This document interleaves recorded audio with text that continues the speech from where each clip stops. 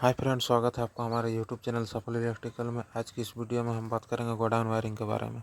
तो godown wiring करने के लिए सबसे पहले हम एक कटिंग पीवीसी बोर्ड लेंगे जो 4x4 का है। इस बोर्ड में 4 कटे खाने दिए हुए हैं जिसमें आप 4 स्विच आसानी से लगा सकते हैं।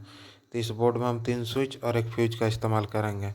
तो चलिए वीडियो को स्टार्ट करते हैं। ये देख सकते हैं, ये 1 वे स्विच है और ये जो स्विच है ये 2 वे स्विच है, जिसमें देख सकते हैं 3 पॉइंट दिया हुआ है, जिसमें 3 कनेक्शन हम कर सकते हैं। ये देख सकते हो 1 वे स्विच में 2 पॉइंट है।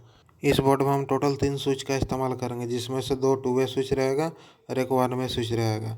ये देख सकते हैं, ये 2 वे स्विच है दोनों और ये 1 वे स्विच है और ये फ्यूज है।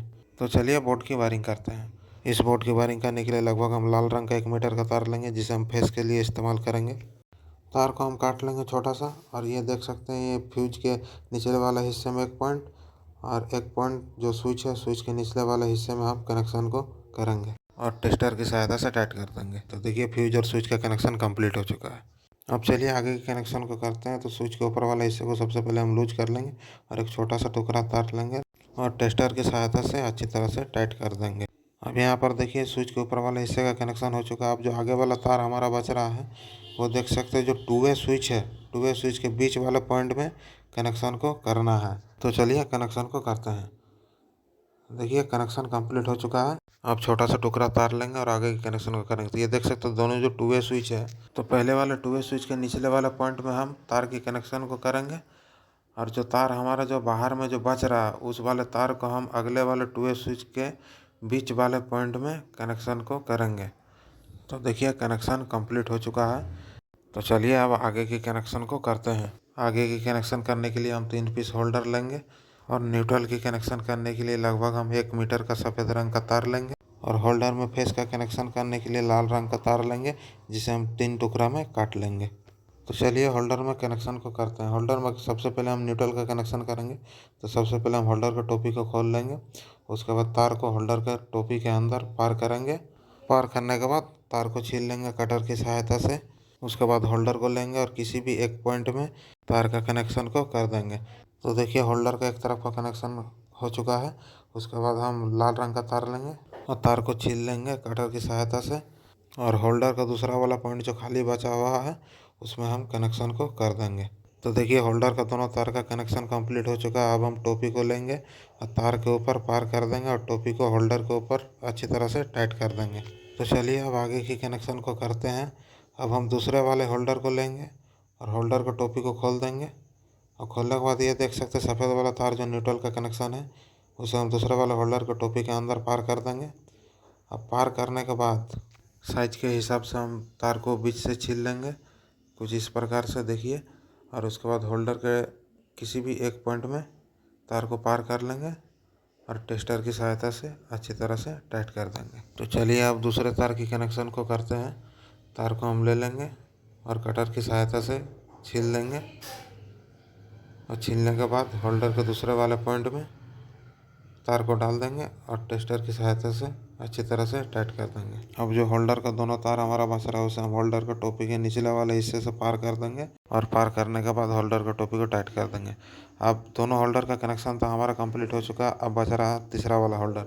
तो चलिए तीसरा वाला होल्डर का भी कनेक्शन को करते हैं। तो सबसे पहले हम होल्डर को टोपी को हटा लेंगे। उसके बाद देखिए, जो न्यूट्रल वाला तार है, टोपी के अंदर हम पार कर देंगे। अब पार करने के बाद कटर की सहायता से तार को छील लेंगे।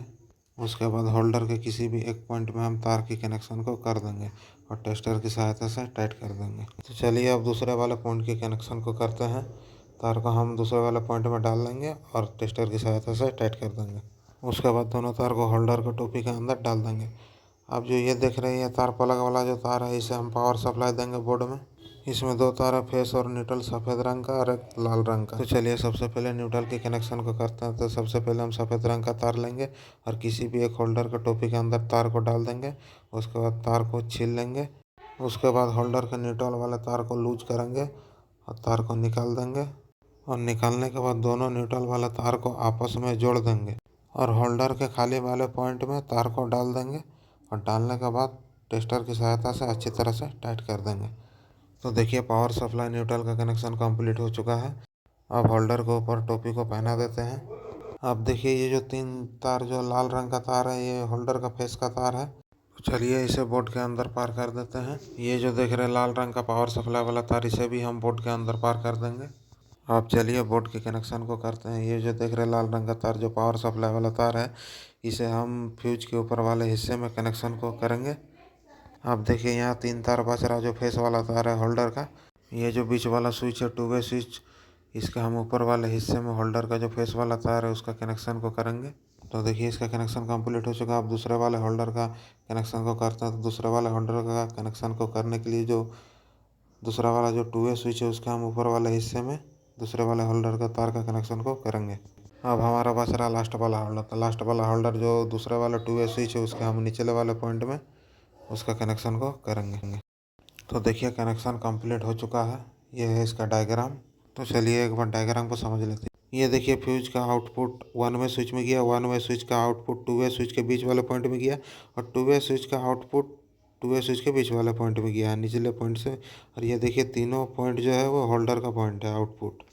चलिए अब बोर्ड को फिटिंग कर देते हैं, उसके बाद वायरिंग को चेक करते हैं। कनेक्शन से संबंधित कोई सुझाव हो तो आप अपना सुझाव कमेंट बॉक्स में दे सकते हैं। वायरिंग को चेक करने के लिए हम 3 बल्ब लेंगे, जिसमें से 2 100 वाट का बल्ब रहेगा और एक 9 वाट का एलईडी बल्ब रहेगा। आप चाहे तो कोई भी बल्ब ले सकते हैं चेक करने के लिए। चलिए तीनों बल्ब को होल्डर के अंदर फिटिंग कर देते हैं। अब चलिए बोर्ड में पावर सप्लाई देते हैं। तो पावर सप्लाई देने के लिए देखिए एक हम बोर्ड लेंगे और बोर्ड को हम टेस्टर से चेक कर लेंगे कि पावर आ रहा है कि नहीं। तो पावर आ रहा है इस बोर्ड में। अब चलिए प्लग को हम बोर्ड के अंदर डाल लेते हैं और वायरिंग को चेक करते हैं। तो चलिए चेक करने के लिए हम किसी भी एक स्विच को हम पहले ऑन करेंगे।